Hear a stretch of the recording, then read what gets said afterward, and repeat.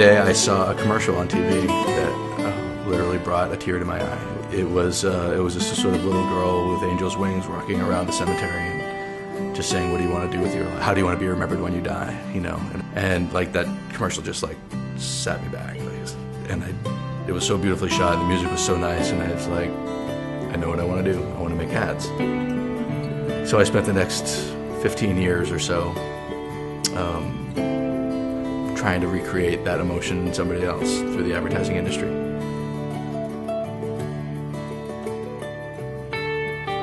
Advertising is a very cyclical business.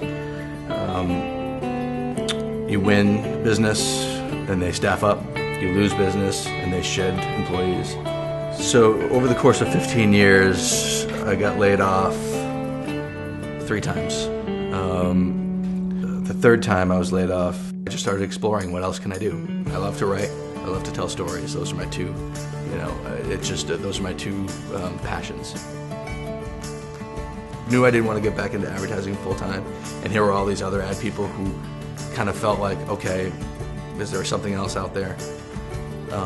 And we kind of went through this journey together, and I ended up filming a lot of these people for a movie called Lemonade that was about people who lost their jobs in the ad industry and reinvented themselves and found other things to do with their lives.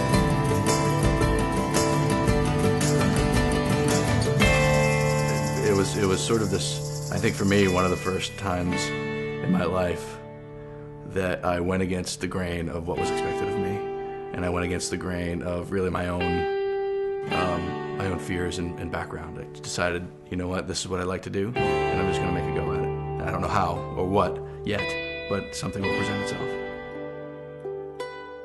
For the last year and a half, I've been working on a documentary called Lemonade Detroit that is about the reinvention of the whole city of Detroit.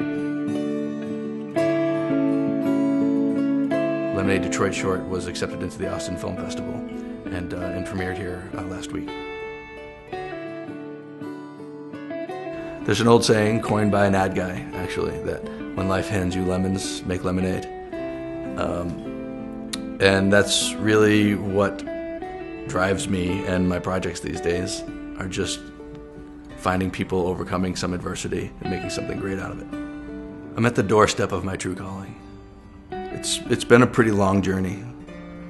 Several layoffs and several reinventions. But now I'm here in Austin, Texas, with my wife and my family, and I'm a storyteller, and I love it. I love every second of it.